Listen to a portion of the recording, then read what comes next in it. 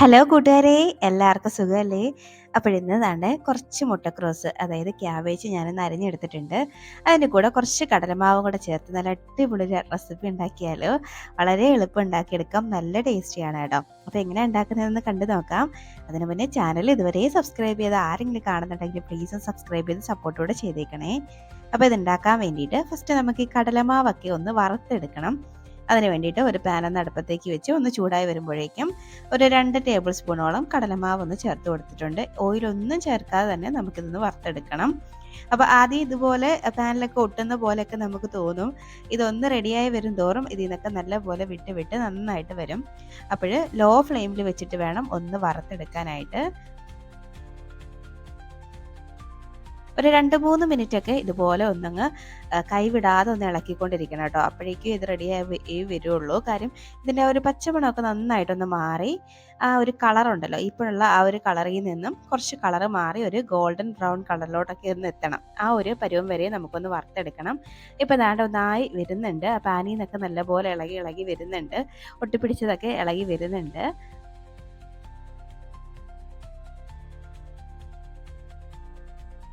ഇപ്പോൾ ദാണ്ട കണ്ടോ, ഒന്ന് റെഡി ആയിട്ടുണ്ട്. കളർ മാറിയത് കണ്ടോ, ഇതുപോലെ ഒരു ബ്രൗൺ കളറിലോട്ട് എത്തണം. അപ്പോൾ അതുവരെയും ഒന്ന് വഴറ്റിയാൽ മതി. ഒരുപാട് അങ്ങ് കളർ മാറ്റാൻ നിൽക്കേണ്ട. ഈ ഒരു പരുവാകുമ്പോഴേക്കും നമുക്ക് ഫ്ലെയിം ഓഫ് ആക്കാം.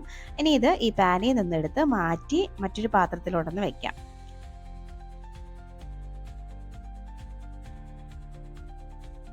അപ്പോൾ വീണ്ടും അതേ പാൻ തന്നെ ഞാനൊന്ന് അടുപ്പത്തേക്ക് വെച്ചിട്ട് ഇനി അതിലേക്ക് കുറച്ച് വെളിച്ചെണ്ണ ചേർത്ത് കൊടുക്കുന്നുണ്ട്. ഒരു 3 ടേബിൾ സ്പൂണോളം വെളിച്ചെണ്ണ ചേർത്തിട്ടുണ്ട്. ഇനി വെളിച്ചെണ്ണ ഒന്ന് ചൂടായി വരുമ്പോഴേക്കും ഒരു 1/2 ടീസ്പൂണൊക്കെ കടുക് ഇട്ട് കൊടുക്കുന്നുണ്ട്. കൂടെ കുറച്ച് ഉഴുന്നും കൂടെ ചേർത്ത് കൊടുക്കുന്നുണ്ട് കേട്ടോ. ഈ ഉഴുന്നും കൂടെ ഇതിൻ്റെ ഇടയ്ക്ക് ഇങ്ങനെ കടിക്കുമ്പോഴേക്കും പ്രത്യേക ഒരു ടേസ്റ്റാണ്. അതുകൊണ്ട് ഈ ഉഴുന്ന് സ്കിപ്പ് ചെയ്യാതൊന്ന് ചേർത്തോളൂ കേട്ടോ. അപ്പോൾ ഇനി ഇത് ജസ്റ്റ് ഈ ഉഴുന്നിൻ്റെയൊക്കെ കളറൊന്ന് മാറി ഒരു ഗോൾഡൻ ബ്രൗൺ കളറിലോട്ടൊക്കെ എത്തണം. അതുവരെയും ഒന്നങ്ങ് വഴറ്റി കൊടുക്കാം. ഇടയ്ക്കിടയ്ക്ക് ഒന്ന് ഇളക്കിയിട്ട് കൊടുത്താൽ മതി. കുറച്ച് കറിവേപ്പിലയും കൂടെ ഞാൻ ഇട്ട് കൊടുത്തിട്ടുണ്ട്. അപ്പോൾ ഇനി എല്ലാം കൂടെ ഒന്നങ്ങ് മിക്സാക്കി എടുക്കാം. അപ്പോൾ കണ്ടോ, ഒരു ഗോൾഡൻ ബ്രൗൺ കളറിലോട്ടൊക്കെ എത്തുന്നുണ്ട്. അപ്പോൾ ഈ ഒരു പരുവമാണ് നമുക്ക് വേണ്ടുന്നത്. ഇനി ഈ സമയം ഇതിലേക്ക് നമുക്ക് സവാള അരിഞ്ഞതും കൂടെ ചേർത്ത് കൊടുക്കാം. ഞാനൊരു കുഞ്ഞി സവാള എടുത്ത് ഒന്ന് നീളത്തിൽ അരിഞ്ഞതാണ് കേട്ടോ ചേർത്ത് കൊടുക്കുന്നത്. അപ്പോൾ ഒരുപാട് വലിയ സവാള ഒന്നും വേണ്ട. വലുതാണെങ്കിൽ അതിൻ്റെ പകുതി ഭാഗമൊക്കെ എടുത്താൽ മതി. ഇനി ഇത് സവാള ഒന്ന് ട്രാൻസ്പെറൻ്റ് ആവുന്നവരെ ജസ്റ്റ് ഒന്ന് വഴറ്റി കൊടുക്കാം. വളരെ പെട്ടെന്ന് ആയിക്കോളും. ഒരു മിനിറ്റൊക്കെ ഒന്ന് വഴറ്റുമ്പോഴേക്കും സവാള ഒന്ന് വെന്ത് കിട്ടും. അത്രയും മതിയാവും. ഒരുപാട് നിറം ഒന്നും മാറ്റേണ്ട ആവശ്യമില്ല.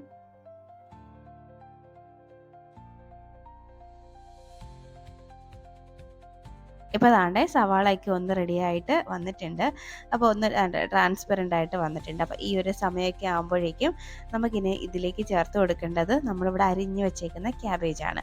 അപ്പോൾ ക്യാബേജ് ഞാനൊന്ന് ഗ്രേറ്റ് ചെയ്തെടുത്തേക്കുവാണ് കേട്ടോ. അപ്പോൾ നിങ്ങൾക്ക് വേണമെങ്കിൽ ചെറുതായിട്ടൊന്ന് അരിഞ്ഞെടുത്താലും മതിയാവും. അപ്പോൾ ഒരുപാട് അങ്ങ് വലുതാക്കി അരിയാതിരുന്നാൽ മതിയാവും കേട്ടോ. അപ്പോൾ ഇനി ഇത് നന്നായിട്ട് ഒന്നങ്ങ് വഴറ്റിയെടുക്കാം. ഈ എണ്ണയിലിട്ട് നന്നായിട്ട് ഒന്നങ്ങ് മിക്സാക്കി എടുക്കാം.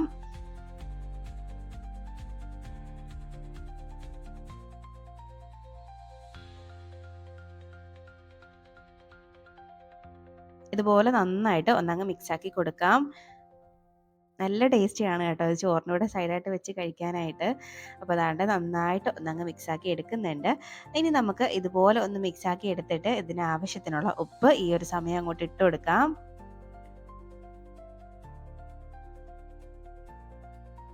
ഇനി ഇതിലേക്ക് ഒരു 1/4 ടീസ്പൂണൊക്കെ മഞ്ഞൾപ്പൊടി അതും കൂടെ ചേർത്തിട്ട് വീണ്ടും എല്ലാം കൂടെ ഒന്നും കൂടെ അങ്ങ് വഴറ്റിയെടുക്കാം.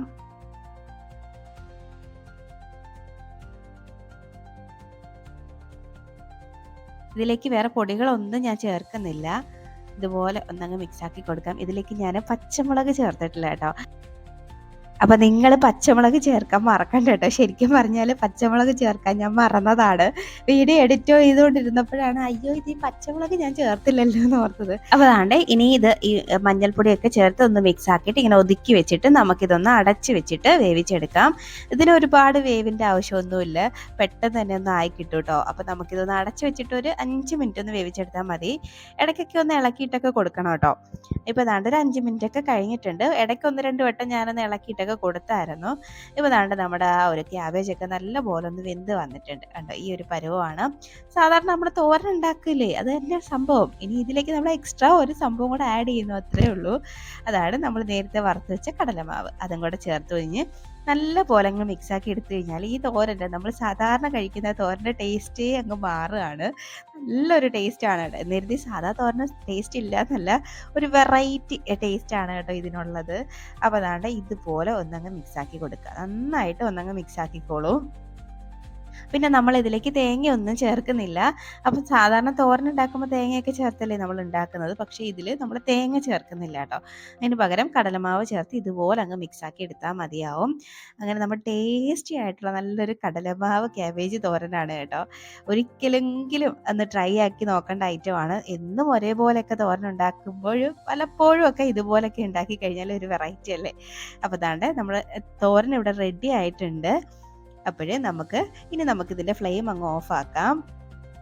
ഇതാണ് കേട്ടോ പരുവം. അപ്പോൾ ഫ്ലെയിം അങ്ങ് ഓഫ് ആക്കുന്നുണ്ട്. അപ്പോൾ നമ്മൾ ടേസ്റ്റി ആയിട്ടുള്ള നല്ല ഹെൽത്തി ആയിട്ടുള്ള കടലമാവ് ക്യാബേജ് തോരനാണ് കേട്ടോ. അപ്പോൾ നിങ്ങൾ ഇതുവരെ ഇങ്ങനെ ട്രൈ ആക്കി നോക്കിയിട്ടില്ലെങ്കിൽ ഉറപ്പായിട്ട് ഒന്ന് ഉണ്ടാക്കി നോക്കിക്കോളൂ. എന്തായാലും എല്ലാവർക്കും ഇഷ്ടമാവും. എന്നിട്ട് വീഡിയോ ഇഷ്ടമാവുകയാണെങ്കിൽ ലൈക്ക് ചെയ്യാൻ മറക്കരുത് കേട്ടോ. അതുപോലെ ഇനി ഒരു റെസിപ്പിയുമായിട്ട് വീണ്ടും കാണാം. അതുവരേക്കും ബൈ. Thanks for watching.